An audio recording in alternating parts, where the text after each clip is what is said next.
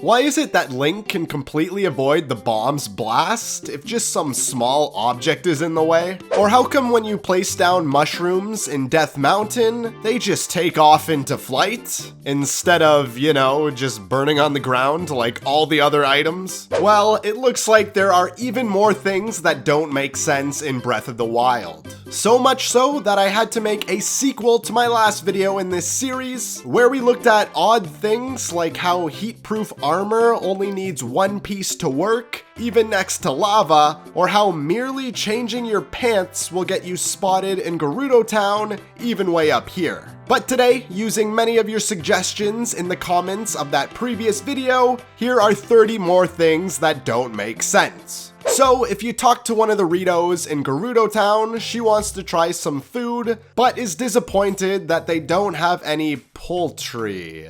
As in, you know, birds. So this bird wants to eat another bird. Or were Ritos just cannibals this whole time?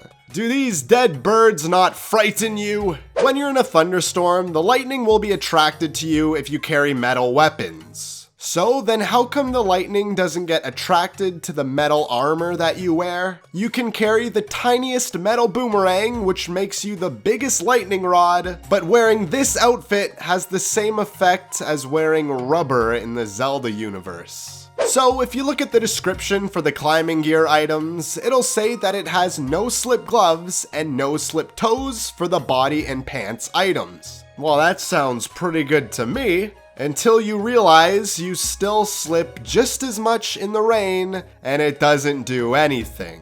Psst, what happened to no slip? I want my money back.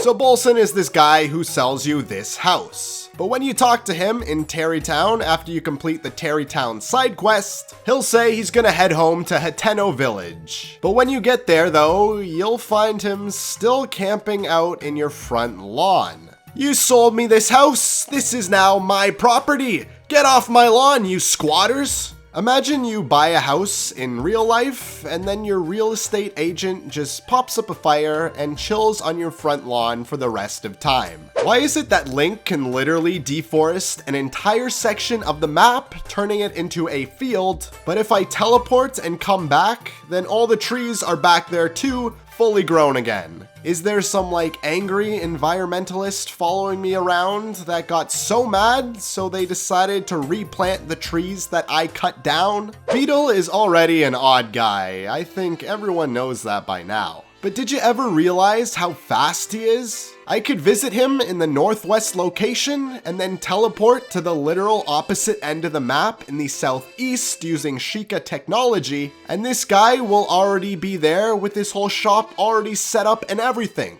What is with the Koroks found in Death Mountain? Shouldn't they be burning up due to the extreme heat of the lava? You could argue they've drank fire resist potions, but nah, I'm not having it. You're literally a log of a tree with a leaf as your face. You should be a campfire by now. And speaking of Death Mountain, how can you even use the paraglider in this area? The thing is just made of cloth and wood. So how come it doesn't burn up like everything else here? I mean, just look at all the drifting ambers you fly through in this area, and the cloth is still fine. How is Link able to parry virtually every attack regardless of the strength? The Lionels have weapons bigger than Link, but you can still brush them off with the flick of your shield. And don't even get me started with how you deflect literal lasers too. You don't even need a metal shield. A literal wooden pot lid can deflect these as well. How come weapons grow and shrink depending on who is holding them? You'll see this moblin holding a giant club and think,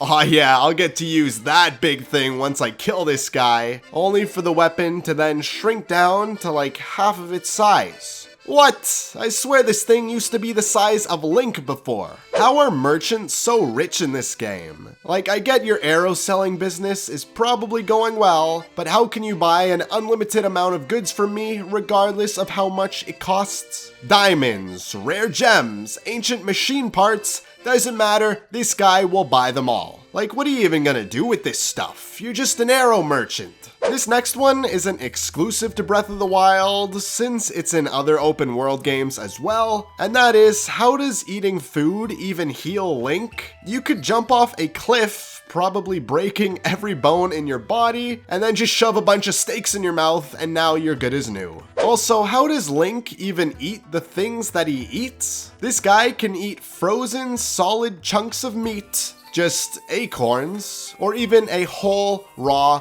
bird. Doesn't even need to chew, just scarfs down the whole bird in one bite. Plus, he can even eat unlimited amounts of all food. Damn, this guy needs to go into professional speed eating. How come meats are the only thing that you can freeze? Like, sure, you can burn a whole bunch of fruits and mushrooms in the heat to get the toasted variants of them, but you can't freeze those same items? Man, I'm sure Link would have loved to have some frozen fruit for his adventure.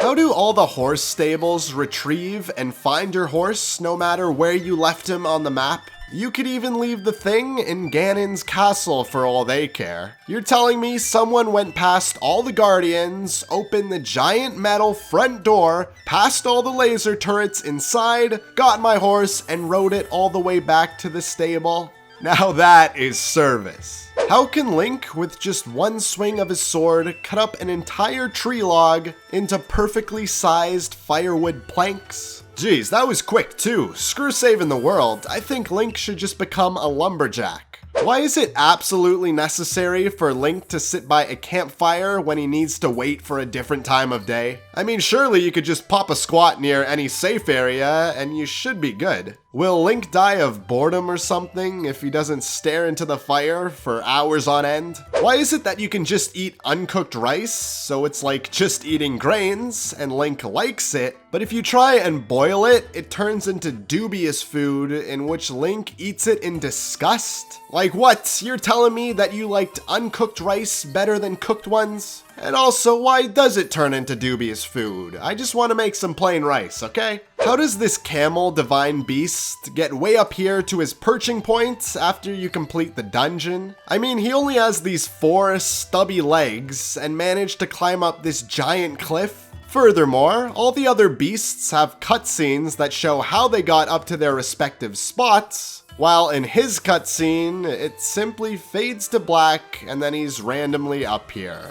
I need answers, Nintendo. Without heat protection, you'll slowly take damage in the desert, and that makes sense. So then how come you can set up a campfire and sit there all day in the heat, and even by nighttime you'll still be fine? How'd I make it through the whole day? I was getting heat stroke any minute. How are you supposed to be climbing these blocks of ice that you make with cryonis? A little bit of water and Link doesn't know how to climb, but climbing literal frozen water that is probably a bit melted is totally fine. And if you want to say it's different to climb on ice versus climbing on wet rock, oh yeah? Well, how about this one? How does Link climb straight out of lakes using the slippery rocks when his hands are very wet and he is also drenching the rocks in water? Seems very similar to climbing in the rain to me. Why is it that when you chase an animal for a long enough time, they just disappear into thin air? Like, what kind of sorcery is this? I didn't know foxes could perform magic tricks in the Zelda universe. In the last video, we already looked at some of the inhuman things Link can do while climbing a wall, like eating full-plated meals, for example. But he can also change his entire outfit while climbing a wall as well. Doesn't matter what either, he can take off his heavy flame armor without a struggle, or even tie up his hair into a bun too.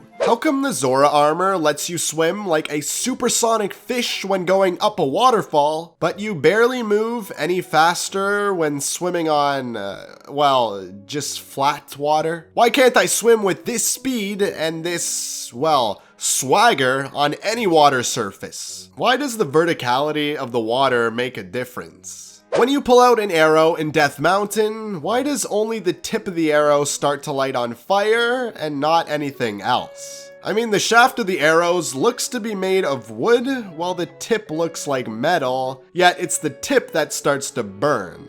Multi-shot arrows. What's the deal with these guys? How do they still only use 1 arrow per shot when 3 or 5 of them come out after firing? And with normal bows, you can retrieve all the arrows after you shot them, but these arrows seem to disintegrate or something because there's not even a trace of them after you fire it. When you use the dyes, how come only certain specific spots on your armor get changed to that color when Link dunks his entire body into that liquid mixture? Just take a look at the skull on my head. It's painted in stripes and spots only in certain parts of the bone. That is some fine art being produced here. And also, I don't get how Link's skin doesn't get dyed at all either. So let me know some more things that don't make sense to you in Breath of the Wild, and I might include it in the next video of this series. Subscribe for more, and I'll see you guys later.